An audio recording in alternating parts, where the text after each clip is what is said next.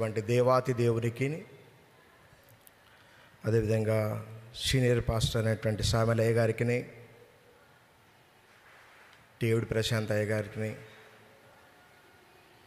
మన కాటుబడ్డ అన్నయ్య గారికి, సాల్మన్ పాస్టర్ గారికి, మెన్స్ ఫెలోషిప్ వారికి ప్రభు పేరిట వందనాలు తెలియజేస్తున్నాను. ప్రార్థనాపూర్వకంగా దేవుని యొక్క వాక్యాన్ని జ్ఞాపకం చేసుకుందాం. అందరూ బాగున్నారని నేను విశ్వసిస్తున్నాను. బ్రదర్స్ అందరు బాగున్నారా? నాకు అలా అనిపిస్తట్లేదు. చాలామంది మోకాలు ఎప్పుడు వదిలిపెడితే బాగుంటుందా అన్నట్టుగా ఉన్నట్టు అనిపిస్తుంది. అందరూ అలా లేరు కదా. Thank you very much. So కొద్ది నిమిషాలు వాక్యాన్ని ధ్యానం చేయబోతున్నాము. పరిస్థితులు ఎలాంటివి అయి ఉన్నప్పటికీ కూడా ఈరోజు పరిస్థితులను బట్టి కాదు మన ఆనందము, మనుషులను బట్టి కాదు మన సంతోషము. ఎలాంటి పరిస్థితుల గుండా మనం వెళ్తున్నా హబక్కుకు భక్తుడు మాట్లాడినట్లు అంజూరపు చెట్లు, మీరు చెప్తారేమని నెక్స్ట్ ఆగినాడు. ఫలించకపోయినను ద్రాక్ష చెట్లు, శాలలో పశువులు, ఏది ఉన్నా లేకపోయినా నేను దేవుని బట్టి ఆనందిస్తాను. ఆమెన్. ఎవరిని బట్టి? దేవుని బట్టి. ఈరోజు దేవుని బట్టి ఆనందిస్తూ, మన పరిస్థితులను బట్టి కాక ప్రభువును బట్టి సంతోషిస్తూ ప్రార్థనాపూర్వకంగా ముందు కొనసాగిద్దాం. యేసుక్రీస్తు ప్రభుల వారు ఈ భూమి మీద తాను పరిచర్య చేస్తున్నటువంటి కాలంలో ఒకరోజు ఆయన ఒక సంగతి విన్నాడు. యేసు ఒక సంగతి విన్నాడు. ఆ సంగతి విని ఆయన చాలా ఒకలాంటి నర్వస్గా, డిసప్పాయింట్గా, తనలో తానే బాధపడుతున్నట్టుగా కనబడి ఒక్కసారిగా తనతో ఉన్నటువంటి గుంపునంతా వదిలేసి ఒంటరిగా ఏకాంతంగా దోణి ఎక్కి అరణ్య ప్రదేశానికి వెళ్ళిపోయాడు. వాక్యాన్ని చూడండి. మత్తయి సువార్త, book of Mattayi 14th chapter, మత్తయి సువార్త 14వ అధ్యాయము 13వ వచనాన్ని దేవుని యొక్క వాక్యాన్ని చదువుకుందాము. 13వ వచనము. యేసు ఆ సంగతి విని దోణి ఎక్కి అక్కడి నుండి అరణ్య ప్రదేశమునకు ఏకాంతముగా వెళ్ళెను. యేసు ఆ సంగతి విని. ఈరోజు మనం ధ్యానించబోతున్నటువంటి వాక్య భాగము దేవునితో సహవాసము మనము చేస్తున్నప్పుడు ఎలాంటి పరిస్థితుల్లో గుండా మనం ఉన్నా, మనకు అనుకూలతలు ఉన్నా అనుకూలత లేకపోయినా ప్రభుని కానీ మనం వెంబడించగలిగినట్లయితే దేవుడు మన జీవితాల్లో కార్యములు చేయడానికి సమర్థుడు అనే విషయం గురించి ధ్యానం చేయబోతున్నాము. ఇక్కడ ఉన్న సబ్జెక్ట్ ఏంటంటే, యేసు ప్రభుల వారు ఒక సంగతి విన్నారు. అదేంటంటే, ఈ 14వ అధ్యాయంలో మొత్తం 3 టాపిక్లు కనబడతాయి, 3 విషయాలు కనబడతాయి, 3 సందర్భాలు. ఒకటి బాప్తిసం ఇచ్చే యోహాను గారి యొక్క మరణము, రెండోది 5 రొట్టెలు ఆ సందర్భము, మూడవది యేసు ప్రభు దోణి మీద ఒంటరిగా వెళ్తున్నప్పుడు శిష్యులు ఆయనను చూచి యేసు ప్రభు నీళ్ళ మీద నడుస్తున్నప్పుడు భూతమని చెప్పుకొని భయపడినటువంటి సందర్భం. ఈ 3 సందర్భాలు కనబడతాయి. అందులో మొదటి సందర్భము, యోహాను మరణించాడనేటువంటి విషయము యేసు విని ఏకాంతంగా జనులందరి దగ్గర నుంచి అలోనుగా వెళ్ళిపోయాడు. ఒంటరిగా వెళ్ళిపోయేసి తను ప్రార్థనలో గడుపుతున్నాడు. అయితే జనాలకు ఈ విషయము తెలిసి వాళ్ళు ఏం చేశారంటే, వారు కూడా యేసుని వెంబడించడానికి వచ్చారు. ఆమేన్, హల్లెలూయా. ఇక్కడ జాగ్రత్తగా వాక్యాన్ని వినాలి. ఈ విషయము, యోహాను చనిపోయాడు, బాప్తిసం ఇచ్చే యోహాను గారు. ఆయన తర్వాత నెక్స్ట్ అటాక్ ఎవరి మీద ఉంటుందంటే యేసు ప్రభు వారి మీద. దాని తర్వాత ఎవరైతే యేసుని వెంబడిస్తూ ఉంటారో వాళ్ళను కూడా టార్గెట్ చేస్తారన్న విషయము ఆ ప్రజలకు తెలిసి కూడా వాళ్ళు ఏం చేయడం ప్రారంభించారంటే, యేసుతో ఉంటే అంత క్షేమము లేదు అక్కడ, యేసుతో ఉంటే నెక్స్ట్ మనమే టార్గెట్ అవుతాము అక్కడ అనే విషయం తెలిసి కూడా వారు కాలి నడకన, అక్కడ రాసింది బ్రదర్, కాలి నడకన యేసుని వాళ్ళు వెంబడించారు. ఆమేన్, హల్లెలూయా. ప్రియమైనటువంటి దేవుని బిడ్డలారా, అనుకూలత ఉంది అని వాళ్ళు రాలేదు.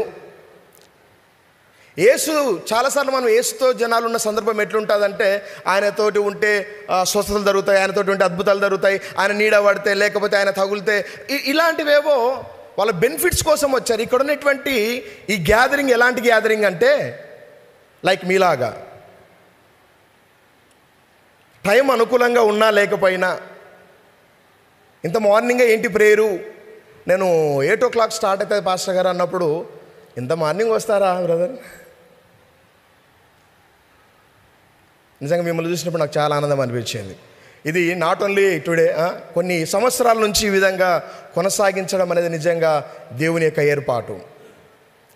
వారి పరిస్థితులు అనుకూలంగా లేకపోయినా ఖాళీ నడకన వారు యేసయ్యను వెంబడించారు. అక్కడ రాయబడి ఉంటుంది కింది వచనాల్లో మనం చదివితే 14th verses, ఆయన వచ్చి ఆ గొప్ప జన సమూహమును చూచి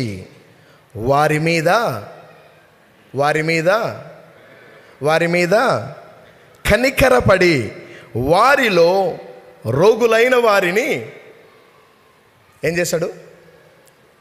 అక్కడ ఉన్నటువంటి గ్యాదరింగ్లో ఎవరైనా వచ్చి, బ్రదర్ లేకపోతే అయ్యగారు నాకు ఫలాని ప్రాబ్లంలో నేనున్నాను, ఫలాని సమస్యల గుండా వెళ్తున్నాను, జర నా తల మీద చేయి పెట్టండి అని ఎవరైనా అడిగారా?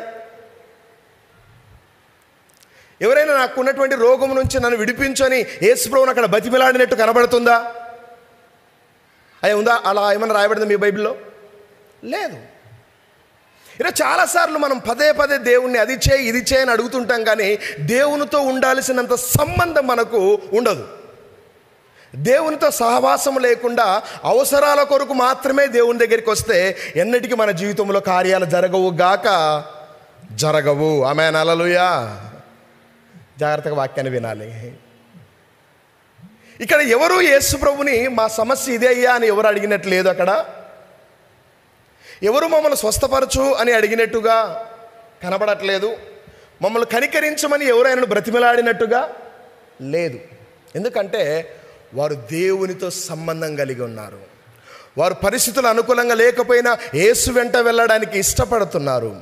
ఈరోజు ఎలాంటి పరిస్థితుల గుండా మనం ఉన్నప్పటికీ కూడా యేసుతో మనం నడవగలిగినట్లయితే, యేసుతో ఒక మంచి సంబంధాన్ని మనం ఏర్పాటు చేసుకోగలిగినట్లయితే, దేవుని కలిగి జీవించగలిగినట్లయితే, మన జీవితాల్లో కూడా నువ్వు అడగక మునిపే నీ అక్కర్లోను ఆయన తీర్చగలిగినటువంటి దేవుడు. ఆమేన్.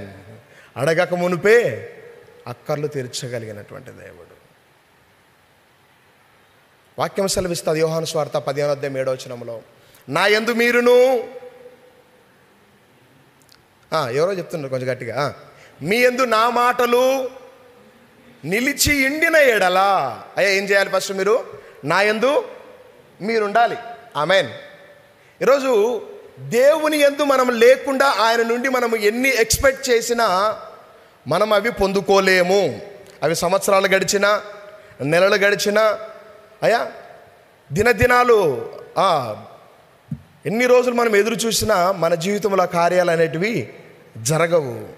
వాక్యం సెలవిస్తుంది నా యందు మీరుండండి, మీ యందు నా మాటలు నిలిచి ఉండినడలా. మీకేది ఇష్టమో అడగండి, whatever may be that, అదేదైనా ఉండొచ్చు. దేవుని చిత్తానుసారంగా ప్రతిదీ ఆయన తీర్చడానికి సమర్థుడు. ఎప్పుడంటే ఆ జనాల వలె మనము కూడా పరిస్థితులు అనుకూలంగా లేకపోయినా, అక్కడ యోహాను చంపేశారు, నెక్స్ట్ యేసు ప్రభువుని టార్గెట్ చేస్తారనే విషయం తెలుసు. యేసుని వెంబడించేటువంటి మనల్నే నెక్స్ట్ టార్గెట్ చేస్తారనే విషయం తెలిసిన, యేసు వెంట వెళ్తే కష్టాలు వచ్చినా తెలిసిన, శోధనలు వస్తాయని తెలిసిన, ఇరుకు ఇబ్బందులు గుండా వెళ్ళాల్సి వస్తుందని తెలిసిన వారు యేసునే వెంబడించారు. పరిస్థితిని బట్టి వెనక్కి దిగజారిపోలేదు, యేసు వెంట వెళ్ళారు. యేసు ద్వారా వారు కనికరించబడ్డారు, స్వస్థత పొందుకున్నారు. అంత మాత్రమే కాదు, యేసు ప్రభు వాళ్ళని చూసి అన్నాడు, అయ్యా వీళ్ళు ఎక్కడి నుంచో నా దగ్గరికి వచ్చారు, మంచి లవ్ ఫీస్ట్ అరేంజ్ చేద్దాము అనేసి, మనందరికి తెలిసిన సందర్భమే అది. వాళ్ళందరికీ పంక్తులుగా కూర్చోబెట్టి దాదాపు 20,000 మందికి అద్భుతమైనటువంటి భోజనాన్ని ఆయన పెట్టాడు. అందరూ తిన్నంగా అట్లేమైందంట, అందరూ తృప్తిగా తిన్నాక 7-12 గంపలు మిగిలినాయి. 12 గంపలు మిగిలినాయి. వాక్యాన్ని మనం ధ్యానం చేస్తున్నాము. దేవునితో సంబంధము మనం కలిగి ఉన్నప్పుడు ఎలాంటి పరిస్థితులు గుండా మనం ఉన్నప్పటికీ కూడా ప్రియమైన దేవుని బిడ్డలారా, దేవుడు అద్భుతం చేయడానికి సమర్థుడు. ఈరోజు అబ్రహాము గురించి నేను ధ్యానం చేయబోతున్నాను. రండి పరిశుద్ధ గ్రంథంలో నుండి book of genesis 18th chapter, ఆదికాండము 18వ అధ్యాయం. ఈరోజు మనం చదువుకున్నటువంటి బైబిల్ పఠనమును ప్రార్థనాపూర్వకంగా వాక్యాన్ని ధ్యానం చేద్దాము. ఈ 18వ అధ్యాయం కంటే కూడా ముందుగాలుగా మన వాక్యాన్ని ధ్యానం చేస్తే, అబ్రహాము గారికి దేవుడు 75 సంవత్సరాల ఏజ్లో ఉన్నప్పుడు, ఆ ఏజ్ గ్రూప్లో ఉన్నప్పుడు ఒక వాగ్దానం చేశాడు. ఏమన్నా తెలుసా? ఆదికాండం 12వ అధ్యాయం మొదలు వచ్చినప్పుడు, నువ్వు లేచి బయటికి రా, నేను నిశ్చయముగా నిన్ను ఆశీర్వదించదనైనటువంటి మాట పట్టుకొని అబ్రహాం బయటికి వచ్చాడు. 75వ ఏట అతనికి వాగ్దానం ఉంది. తన జీవితంలో ఏదైతే లోటు ఉందో, ఏదైతే తను పొందుకోలేకపోతున్నాడో, దేనికోసమైతే ఎదురు చూస్తున్నాడో, ఆ విషయాల్లో నేను కార్యము చేస్తానని ప్రభు మాట్లాడాడు. 17వ అధ్యాయం వచ్చేసరికి అప్పటికే 99 ఏళ్ళు వచ్చినాయి మన సారికి. అయ్యా ఎన్నేళ్ళు? ఒకసారి వాక్యం చూడండి. 17వ అధ్యాయం మొదటి వచనంలో ఉంటుంది అక్కడ. 99 ఏళ్ళు వచ్చినప్పుడు దేవుడు అతనికి మరలా ప్రత్యక్షమయ్యిండు. దేవుడు అతనికి మరలా ప్రత్యక్షమయ్యి అబ్రహాం దగ్గర మాట్లాడడానికి వస్తే, అబ్రహాం చెప్తున్నట్టు ముచ్చట ఏంటంటే తెలుసా? ఏమో ప్రభు, బాగానే చెప్తున్నావు అన్నీ, కానీ ఎన్నిస్తే ఏం లాభం చెప్పు? నాకున్నదంతా అనుభవించడానికి, నాకంటూ చెప్పుకోవడానికి ఒక వారసుడు లేడు కదా. నా పనివాడైనటువంటి ఎలియాజరు కుమారులే దీనికి హక్కుదారులు అవుతారు కదా. దేవుడు కనబడగానే ఏదేదో మాట్లాడుతున్నాడు అక్కడ అబ్రాము. దేవునితో చెప్పుకోదగినంత సహవాసం అక్కడ అబ్రాముకు కనబడట్లేదు. అందుకే కాబోలు అక్కడ 17వ అధ్యాయం మొదటి వచనంలో రాయబడి ఉంటుంది, దేవుడు మాట్లాడుతున్నాడు. అప్పటికి అబ్రాము అబ్రహాముగా మారలేదు. ఎలా ఉన్నాడు? అబ్రాముగానే ఉన్నాడు. దేవుడు మాట్లాడుతున్నాడు అబ్రాముతోటి. నేను సర్వశక్తి గల దేవుడను. బ్రదర్, నువ్వేమనుకుంటున్నావో నాకు తెలియదు, కానీ 75వ సంవత్సరంలో వాగ్దానం చేసిండు. ఇప్పటికి 99 ఏళ్ళు అవుతుంది, ఇంకా ఇప్పటికి ఏం చేయలేదు. రోజు వస్తున్నావు, ఏదో ముచ్చటైతే చెప్పిపోతున్నావు. నేను అనుకున్న కార్యం అయితే ఇంకా జరగట్లేదు నువ్వు అనుకుంటున్నావు. ఫస్ట్ నువ్వు అక్కడ ఒకసారి మాడతామండి ఎవరైనా. Book of genesis 17th chapter 1st verses, ఆదికాండము 17వ అధ్యాయము మొదటి వచనం. నాయన అబ్రహాము నాయన ఎన్నేళ్ళు? 99 ఏళ్ళ వాడైనప్పుడు యెహోవా అతనికి ప్రత్యక్షమై, నేను సర్వశక్తి గల దేవుడను. అయ్యా నేను ఎవరిని? బైబిల్లో మొట్టమొదటిసారి ఈ పదం వాడబడుతుంది. I'm almighty God. నేను ఎవరిని? ఎందుకు ఈ పదం చెప్పాల్సి వచ్చింది? ఫస్ట్ అక్కడ కింద ఒక మాట మీరు చదవండి. నా సన్నిధిలో నడుచుచు నిందారహితుడవై. అంటే అబ్రహాం లేడనే ఇక్కడ. మన భాషలో చెప్పుకోవాలంటే, ఫస్ట్ నువ్వు మంచిగా ఉండరాదయ్యా, నేను చేసేదాన్ని నేను చేస్తాను, ఫస్ట్ నువ్వైతే. ఆమేన్. దేవుని సన్నిధిలో అబ్రాహాము 17వ అధ్యాయం వరకు ఏదో ఒక రకమైనటువంటి కన్ఫ్యూషన్లో నడుస్తున్నట్టుగా కనబడతాడు. వెళ్తున్నాడంటే వెళ్తున్నాడు అన్నట్టుగా కనబడుతున్నాడు. కానీ ఇక్కడ దేవుడు మాట్లాడుతున్నాడు. 99 ఏళ్ళు ఏజ్లో ఉన్నప్పుడు ఆయన మరలా ప్రత్యక్షమై, బ్రదర్ నేను చేస్తానయ్యా, నేను సర్వశక్తి గల దేవుడను. మొదట నువ్వు ఎలా ఉండు? మొదట నువ్వు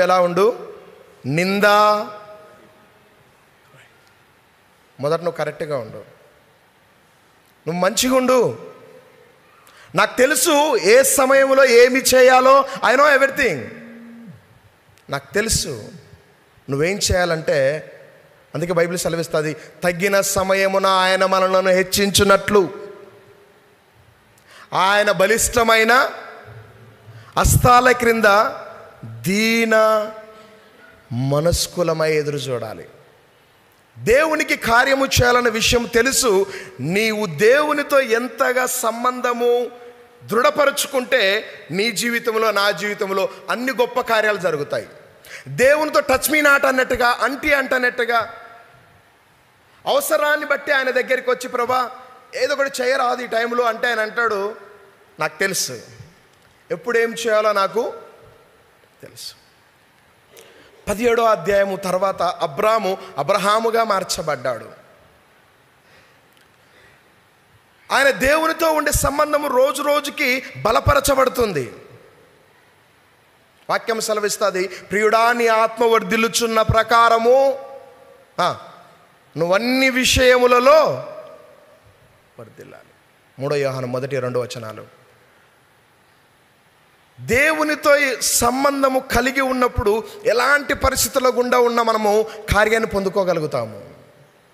ఇక్కడ ఈ 18వ అధ్యాయంలో అబ్రాము చేసిన కార్యము గురించి నేను మాట్లాడట్లేదు, కానీ ఒక విషయం గురించి మాట్లాడడానికి ఇష్టపడుతున్నాను. దేవుడు ఆయన దగ్గరికి వచ్చాడు. 18వ అధ్యాయంలో మనం వాక్యాన్ని జ్ఞాపకం చేసుకుంటే దేవుడు ఆయన దగ్గరికి వచ్చాడు. ఆయన దగ్గరికి వచ్చినప్పుడు 3వ వచనం చూడండి. ఆయన ఆదికాండము 18వ అధ్యాయం 3వ వచనం, ప్రభువా నీ కటాక్షము నా మీద నున్న ఎడలా ఇప్పుడు నీ దాసుని ఏం చేయొద్దు. ఇంతకు ముందు ఇలా బ్రతిమిలాడినట్టు లేదు. ఈయన అవసరాలకు మాత్రమే దేవుని వాడుకునేటోడు. ఈయనకి ఏదైనా ప్రాబ్లం వచ్చినప్పుడు, సమస్య వచ్చినప్పుడు దేవుని వైపు చూసేటోడు. కానీ ఇప్పుడు అవసరాన్ని బట్టి దేవుని దగ్గరికి రావట్లేదు, కానీ ఆయన నా తండ్రి, ఆయన నా రక్షకుడని ఆయనతో ఒక మంచి సంబంధము కలిగి, ఈరోజు మరలా గుర్తు చేస్తాను, దేవునితో మనకుండే సంబంధము అవసరాలను బట్టి ఉండే సంబంధమై ఉండకూడదు. Is our saviour, is our creator. అవసరం ఉన్నా లేకపోయినా ప్రతి విషయంలో ఆయనను మనం గణపరిచేవారమై ఉండాలి. వాక్యం సెలవిస్తుంది, నన్ను గణపరచు వారిని నేను, ఏం చేస్తాడు అన్నాడు, నన్ను గణపరచు వారిని నేను. 1 సమయంలో 2:29 రాబడి ఉంటుంది, నన్ను గణపరుస్తే నేను కూడా మిమ్మల్ని గణపరుస్తాను. అబ్రాహాం ఇక్కడ దేవుని దగ్గర, ప్రభా ప్లీజ్ నన్ను దాటి, ఇలాంటి ప్రార్థన ఇంకో చోట కనపడుతుంది. ఎక్కడ? వీళ్ళ మనవాడే ప్రార్థన చేస్తాడు. ఎవరైనా? యాకోబు, ప్రభా ప్లీజ్ నన్ను దాటి, నన్ను విడిచి నువ్వు నన్ను ఖచ్చితంగా నిక్షేమగా ఆశీర్వదించాలి. ఇక్కడ అబ్రాహాం అడుగుతున్నాడు, నన్ను దాటిపోవద్దయ్యా. అంత మాత్రమే కాదు, చూడండి, ఇద్దరు మంచి భక్తి పరులను మీకు నేను పరిచయం చేస్తాను. ఇక్కడ ఇద్దరు మెన్స్ ఫెలోషిప్కి అటెండ్ అయ్యేటువంటి బ్రదర్స్. వీళ్ళు ఒక బ్రదర్ ఏమో 18వ అధ్యాయం 19వ అధ్యాయం కంపేర్ చేసుకోండి. ఒక బ్రదర్ ఏమో ప్లీజ్ సార్ నన్ను దాటిపోవద్దు. కింది వచనం చూడండి, ఆ బ్రదర్ సార్ ఎలా మాట్లాడుతున్నా అంటే, దయచేసి కాళ్ళు కడుగుకొని, నైనా 3వ వచనంలో, ప్రభువా నీ కటాక్ష నా మీద నున్న ఎడల ఇప్పుడు నీ దాసుని దాటిపోవద్దు, నేను కొంచెం నీళ్లు తెప్పించదను. ఏం తెప్పిస్తాను? నువ్వేం చేయి, దయచేసి కాళ్ళు కడుక్కొని ఈ చెట్టు క్రింద అలసట తీర్చుకొనడి. 19వ అధ్యాయంలోనికి రండి ఎవరైనా. 19వ అధ్యాయంలోనికి, అక్కడ కూడా దేవదూతలు అక్కడికి వెళ్ళినట్టు ఉంది. 18వ అధ్యాయంలో ఉన్నటువంటి దేవదూతలే 19వ అధ్యాయంలో కూడా వెళ్ళినట్టు కనబడుతుంది. ఆ బ్రదర్ దగ్గర పెద్ద క్లారిటీ లేదు. 19వ అధ్యాయం 2వ వచనం చూడండి, నా ప్రభువులారా దయచేసి మీ దాసుని ఇంటికి వచ్చి రాత్రి వెళ్ళబుచ్చి వాట్స్ నైట్ ఏంటి అంట నెక్స్ట్, కాళ్ళు కడుక్కోండి. ఇది కరెక్ట్ ప్రాసెస్. నన్ను ఫస్ట్ ఏం చేయాలి? కాళ్ళు కడుక్కొని. అబ్రాహాం గారి వర్షన్ చూడండి, అంటే దేవునితో ఉన్నటువంటి, ఈరోజు నేను ఫిజికల్ విషయాల గురించి మాట్లాడట్లేదు, కానీ ఆధ్యాత్మికంగా దేవునితో మనకున్న సంబంధం ఎలా ఉంటుందంటే, దేవునితో ఎంతగా బలపడుతుంటే దేవుని ద్వారా అన్ని గొప్ప కార్యాలు చూడగలుగుతుంటాం. అంత క్లారిటీ ఉంటుంది మనకు. ఎందుకంటే యెహోవా ఉత్తముడని రుచి చూచి, ఆయన గురించి మనకు తెలిసినప్పుడు ఎట్లుంటామంటే, ఓకే ఏం కాదు, he can do everything, no problem. ఏమి కృంగిపోవాల్సిన అవసరం ఏమీ లేదు, కలవరపడాల్సిన అవసరం ఏమీ లేదు. నాకు తెలుసు నా ప్రభు స్ట్రెంత్ ఏంటో నాకు తెలుసు. ఈయన చాలా ప్రశాంతంగా ఉన్నాడు, సార్ రండి కొంచెం నీళ్ళు ఇస్తాను, కాళ్ళు కడుక్కోండి. మంచం కింద, చెట్టు కింద మంచం వేశాడు, సార్ రెస్ట్ చేయండి అని చెప్పాడు. అయ్యా ఆయన చెప్పగానే వాళ్ళు అన్నటువంటి మాట మీకు నేను జ్ఞాపకం చేస్తాను. 5వ వచనంలో లాస్ట్ మాటలో, వారు నువ్వు చెప్పినట్లుగానే చేయుమనగా. అబ్రాహాము ఏదైతే దేవుని సన్నిధిలో ఆ విషయాన్ని అడిగాడో వాళ్ళు ఏం చేశారంటే, సరే బ్రదర్ కానీ 19వ అధ్యాయంలో లోతు రిక్వెస్ట్ చేస్తే, లేదు బ్రదర్, మేము వీధులలో ఉంటాం కానీ ఇక్కడ ఉండడానికి అంతా. దేవుడు ఎవరితో సహవాసము చేస్తాడంటే మనందరికి బాగా తెలుసు. ఇదిగో తలుపునొద్ద నిలుచుండి, నన్న వాక్యము ప్రకటన గ్రంథము 3వ అధ్యాయము 19 వచనాలు. ఇదిగో తలుపునొద్ద నిలుచుండి తట్టుచున్నాను, ఎవడైనా నా స్వరము విని తలుపు తీసిన ఎడల నేను వానితో కూడా ఏం చేస్తాను? భోజనం చేస్తాను. అయ్యా ఏంటి భోజనం అనగా అర్థము సహవాసము. సహవాసము. దేవుడు ఎవరితో సహవాసం చేస్తాడంటే ఎవరైతే దేవుని ప్రేమిస్తారో, ఎవరైతే దేవునితో మంచి సంబంధం కలిగి ఉంటారో. ఆయన చేయాల్సినటువంటి వర్షం మొత్తం చేసేసాడు. ఇప్పుడు ఆయన నీ నుండి నా నుండి ఏం ఎదురు చూస్తున్నాడంటే నువ్వు దేవునితో సంబంధం కలిగి ఉండడాన్ని ఆయన ఎదురు చూస్తున్నాడు. నువ్వు దేవునితో ఎంత సమయం వెచ్చిస్తావనేది ఆయన మన దగ్గర నుండి ఎదురు చూస్తున్నాడు. అబ్రాము, ప్రభా ప్లీజ్ వెయిట్ చేయండి, ఉంటాను. ఒకప్పుడున్న అబ్రాము ఇప్పుడున్న అబ్రాముకు చాలా తేడా కనబడుతుంది.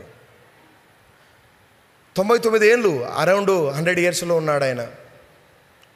ఆ ఏజ్ గ్రూప్లో కూడా దేవునితో ఆయన చెప్పినటువంటి మాట చూడండి. నాయన ఆలోచనము, అబ్రహాము గుడారములోనున్న శారా యొద్దకు త్వరగా వెళ్ళి. ఎవరి దగ్గరికి వెళ్ళాడు అబ్రాము? గుడారంలో ఎవరున్నారు? లోతు ఫ్యామిలీ దగ్గరికి వస్తే ఈ సారు వాళ్ళ వైఫ్ ఏడుందో తెలియదు. ఆ ఫ్యామిలీ దగ్గర అక్కడ పెద్ద క్లారిటీ కనబడట్లేదు మనకు.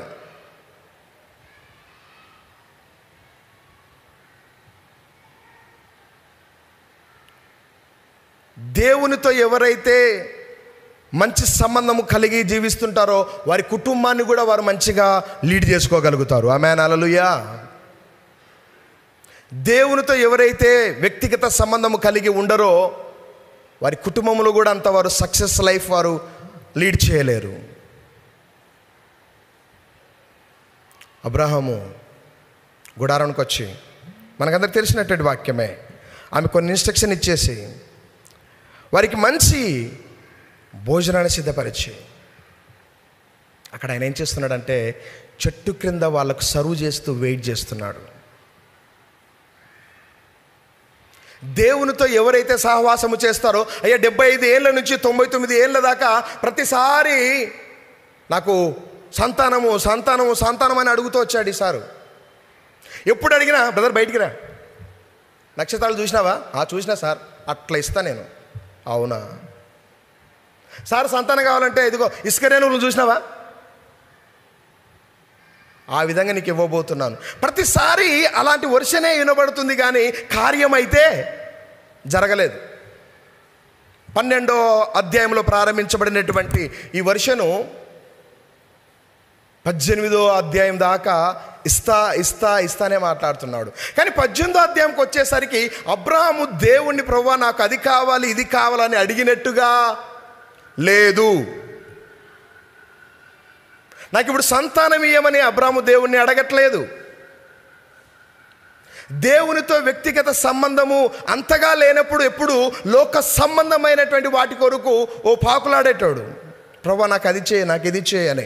18వ అధ్యాయం మీరు చదవండి నాయన, దేవుని యొక్క వాక్యమని అక్కడ రాయబడి ఉంటుంది. ఈ విధంగా చూడండి, 9వ వచనము, వారు అతనితో నీ భార్య అయిన శారా ఎక్కడనున్నదని అడుగగా అతడు గుడారంలో నున్నదని చెప్పాను. 10th వర్సెస్ 10వ వచనము, అందుకాయన మీదటికి ఈ కాలమున నీ యొద్దకు నిక్షేమగా మరలా వచ్చేదను, అప్పుడు నీ భార్య అయిన శారాకు ఒక కుమారుడు కలుగునని చెప్పాను. బ్రదర్, ఇక్కడ అబ్రాహాము దేవుణ్ణి అడిగినట్టుగా ఏమైనా ఉందా? అయ్యా ఉన్నదా? మీ బైబిల్ అట్లా ఏమన్నా కనబడుతుందా? లేదు. 17వ అధ్యాయం దాకా ఎప్పుడు దేవునితో సంబంధం కలిగి ఉన్న ప్రభా ఐ నీడ్ సమ్ ఇలా అడిగేటోడు, ఐ నీడ్ సంథింగ్ అని. ఇక్కడ మాత్రం ఏం అడగట్లేదు.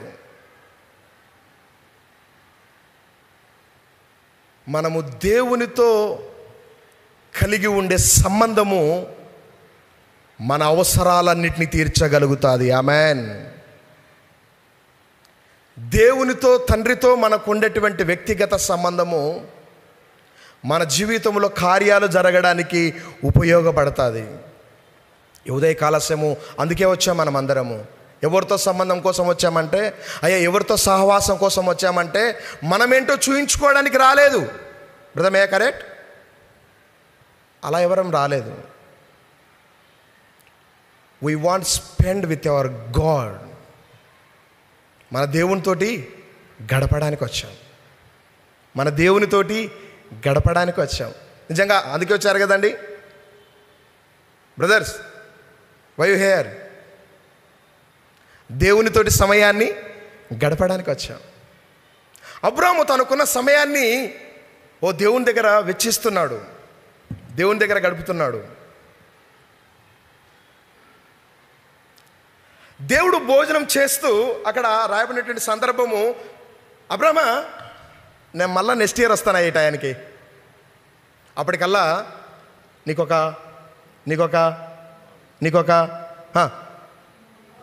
కుమారుని ఇచ్చేస్తాను. బ్రదర్, ఇక్కడ ఏమైనా ప్రేయర్ రిక్వెస్ట్ కనబడుతుందా?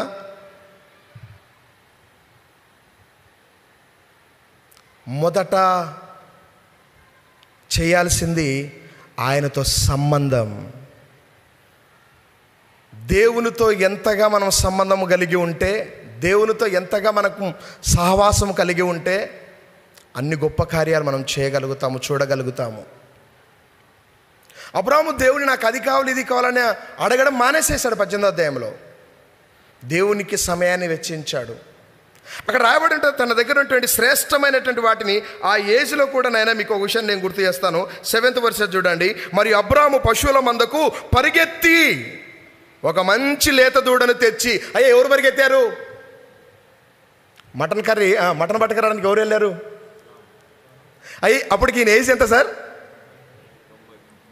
ఆయన దగ్గర 3000 మంది పనివాళ్ళు ఉన్నారా లేదా? ఎవరికి కబురు పెట్టినా చేస్తారా పని? కానీ నా కోసం వాళ్ళు చేయడం కాదు, వీళ్ళు చేయడం కాదు, నా దేవుని కోసం నేనే చేస్తాను. వావ్! దేవునితో ఉండే ఆ సంబంధం, ఆయనకి ఏదైనా చేయాలన్న ఆ తాపత్రయము. ఈరోజు నీ కొరకు నా కొరకు యేసుప్రభు ఏదైతే చేయాలో అదంతా చేసేసాడు బ్రదర్స్. ఇప్పుడు కొత్తగా చేయడానికి ఇంకేమీ లేదు. నీ కోసం నా కోసము ఆయన వచ్చాడు, శిలువలో మరణించాడు, తిరిగి లేచాడు. ఈరోజు నీ కొరికే తండ్రి దగ్గర విజ్ఞాపన చేస్తున్నాడు. ఈరోజు ఆయన వర్షన్ అంతా అయిపోయింది. ఈరోజు నువ్వు నేను చేయాల్సింది ఉంది, నువ్వు నేను చేయాల్సిందే ఉంది. ఆయన చేయాల్సిందంతా అయిపోయింది. నీకోసం నా కోసం తండ్రి దగ్గర ఆయన విజ్ఞాపన చేస్తూ ఎదురు చూస్తున్నాడు.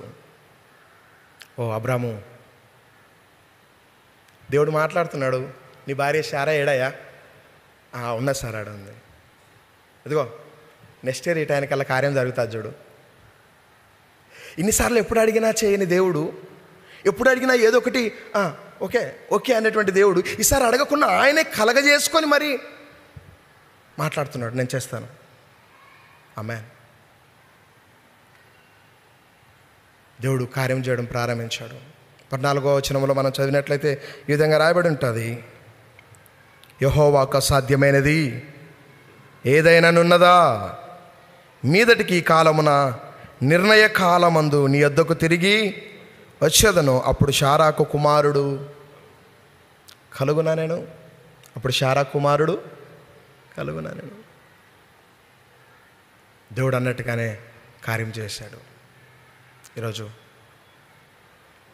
దేవునితో ఒక మంచి బాండేజ్ ఏర్పాటు చేసుకుందాం.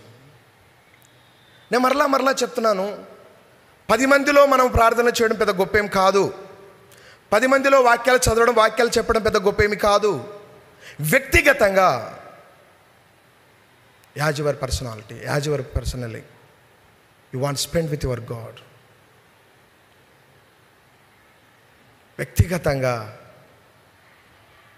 సమాజంలో ఉన్నప్పుడు మనం చాలా చేస్తుంటాం. కాదు ఈరోజు అందరి మధ్యలో ఉన్నప్పుడు మనం చేసేటువంటి దాని గురించి కాదు. నువ్వు వ్యక్తిగతంగా నువ్వు దేవునితో ఇంకా ఎక్కువ సంబంధాన్ని కలిగి ఉండాలి. దేవుడు కార్యం చేయడం ప్రారంభించాడు. అక్కడ పరిస్థితులు బాగలేకపోయినా ఆ జనాలు యేసుని వెంబడించారు. యోహాను చంపేశారని తెలుసు, యేసు ప్రభువుని టార్గెట్ చేస్తున్నారు, చంపాలని చూస్తున్నారని పరిచయులు తెలుసు, యేసుని వెంబడించే వారిని నెక్స్ట్ టార్గెట్ చేస్తారని విషయం తెలుసు. They know everything, but they are follow to Jesus Christ.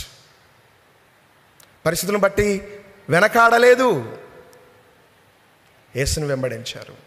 అందుకే కాబోలు యేసయ్య అక్కడ వాళ్ళ మీద ఆయననే కనికరపడ్డాడు, ఆయనే వారిని స్వస్థపరిచాడు, వారికి ఫుల్ ప్లేట్స్గా సంపూర్ణంగా వాళ్ళకు కడుపు నిండా ఆహారాన్ని అనుగ్రహించేశాడు. కార్యం జరిగిపోయింది. ఇదంతా జరగడానికి అక్కడ అబ్రాహాం దగ్గర కానీ ఇక్కడ మత్తయి సువార్తలో కానీ కార్యం జరగడానికి ఒకటే రీజను, అదేంటంటే వారు పరిస్థితులను బట్టి వెనకాడలేదు కానీ దేవునితో మంచి సంబంధం కలిగి జీవించారు, మంచి సహవాసము కలిగి జీవించారు. అప్పటిదాకా అది చేయి ఇది చేయి ప్రభు అని అడిగినట్టు ఇప్పుడు ఏం అడగట్లేదు, ఆయన ఉంటే చాలు. అయ్యా ఎవరు చాలాసార్లు ఏదైనా బెనిఫిట్స్ ఇస్తే దేవుని దగ్గరికి వచ్చేటోళ్ళని చూసాం, కానీ నేను చెప్పిన ఈ 2 సందర్భాలలో ఏం బెనిఫిట్స్ కోసం ఎదురు చూడలేదు వీళ్ళు. ఏదో చేస్తాడని ఆయన వెంట రాలేదు. ఆయన చేసిన లైక్ షద్రక్ మేషక్ అబేద్నెగోలు, వాళ్ళు కూడా ఇంతే. రాజు ఏదో ధమ్కిస్తున్నాడు, దానిలో 3:16 నెబుకద్నెజర్ దీని గురించి జవాబు ఇవ్వాల్సిన అవసరం మాకు అసలు? We know who ever service, మాకు తెలుసు మేము ఎవరినైతే స్తుతిస్తున్నామో, గణపరుస్తున్నామో, సేవిస్తున్నామో, మేము సేవించుచున్న దేవుడు మమ్మల్ని రక్షించడానికి ఇన్ కేస్ కాకపోయినా మేము మాత్రము బ్రదర్ ఇన్ కేస్ కాకపోయినా మేము మాత్రము మొక్కేది లేదు. దేవునితో సహవాసం ఉన్నటోళ్ళు ఇలాంటి కార్యాలు చేయగలుగుతారు. దేవుని సేవకునిగా ప్రేమపూర్వకంగా ఒక విషయాన్ని గుర్తు చేస్తున్నాను, ఎక్కువగా దేవునితో సమయాన్ని స్పెండ్ చేయండి, దేవునితో వ్యక్తిగతంగా ఎక్కువ సమయాన్ని గడపండి. అబ్రాహాము 10 మందిలో ఉన్నప్పుడు ఏమి అక్కడ ఆర్భాటం చేయలేదు. తన ఇంట్లో ఉన్నప్పుడు దేవునికి తను ఏమైతే చేయగలుగుతాడో అక్కడ కింది వచనంలో చదివితే పాలు నాయన 8th verses రాయబడి ఉంటాయి. తర్వాత అతడు వెన్నను పాలను తాను సిద్ధము చేయించి తన సమయాన్ని దేవునికి కేటాయించాడు. తన దగ్గర ఉన్న శ్రేష్టమైనటువంటి పదార్థాలను కూడా దేవునికి అతడు కేటాయించగలుగుతున్నాడు. ప్రతిరోజు ప్రభా నాకు అది చేయి ఇది చేయి, ఆ ప్రమోషన్, ఈ హీలింగ్, నాకు ఈ స్వస్థత, అది ఇలాంటి మనం ఎన్ని అడిగినా దేవునితో సంబంధం లేకపోతే అవి రోజుకి అలా పెండింగ్ అవుతూనే ఉంటాయి. ఎప్పుడైతే దేవునితో మన సంబంధాన్ని ఇంప్రూవ్ చేసుకుంటామో, ఆయనతో మన సహవాసాన్ని ఇంప్రూవ్ చేసుకుంటామో మన జీవితంలో కార్యాలు జరగడం మొదలు పెడతాయి. ఆమేన్. హల్లెలూయా, హల్లెలూయా. ప్రభు నామానికి మహిమ కలుగును గాక.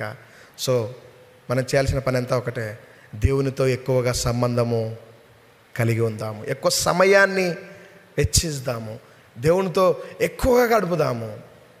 దేవునితో ఎంత గడిపితే, దేవునికి ఎంత సమయాన్ని మనం కేటాయించగలిగితే అన్ని గొప్ప కార్యాలు మనము చూడగలుగుతాం. అలాంటి కృప ఆ దేవాతి దేవుడు మనందరికీ అనుగ్రహించును గాక.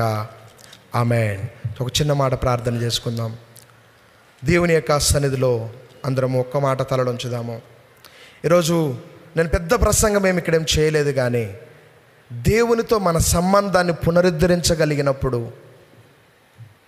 ప్రతి పరిస్థితిని దేవుడు మనకు అనుకూలంగా మారుస్తాడు. అసాధ్యము జరగవు అన్నదాన్ని కూడా దేవుడు మనకు అనుకూలంగా అవునన్నట్టుగా జరిగిస్తాడు. ప్రియ దేవుని జనాంగమా, ప్రియ దేవుని సంగమా, ఒక మాట నాతో కూడా ఏకీభవించి ప్రార్థన చేయండి. ఎవరికి వాళ్ళు, ప్రభువా ఇదిగో తండ్రి, నీతో ఒక మంచి వ్యక్తిగత సంబంధం నేను కలిగి జీవించాలని ఆశపడుతున్నాను. ఈరోజు సమాజంలోనూ మనుషుల ఎదుటనో నా భక్తిని నేను కనుపరుచుకోవడం కాదు, కానీ నా వ్యక్తిగతంగా కూడా నేను నీకు మరింతగా దగ్గర అవుతాను. అబ్రాహాము అడగడం మానేశాడు, కార్యాలు జరగడం ప్రారంభించే దేవునితో సంబంధాన్ని గడపడాన్ని బట్టి, సమయాన్ని ఇవ్వడాన్ని బట్టి, శ్రేష్టమైనది ఆయనకు తీసుకురావడాన్ని బట్టి. Thank you lord. హల్లెలూయా. యేసయ్యా నీకు స్తోత్రము, స్తోత్రము, స్తోత్రము, స్తోత్రము. నా ఇంటి దీపం నీవేయని తెలిసి నా హృదయము నీ కొరకై పదిలపరచితి. ఆరిపోయినా నా వెలుగు దీపము, ఆరిపోయినా నా వెలుగు దీపము, వెలిగించుము నీ ప్రేమతో ప్రభువా, వెలిగించుము నీ ప్రేమతో. ఎన్ని తలచినా ఏది అడిగినా జరిగేది నీ చిత్తమే ప్రభువా, జరిగేది నీ చిత్తమే. మహాగణుడా, పరిశుద్ధాత్మదేవుడా, ఈ ఉదయకాల సమయంలో ఇదిగోనైనా ఈ మెన్స్ ఫెలోషిప్లో నీ సన్నిధిలో నిలవబడి మాట్లాడి ఉన్న ప్రతి మాటను బట్టి నీకు వందనాలు.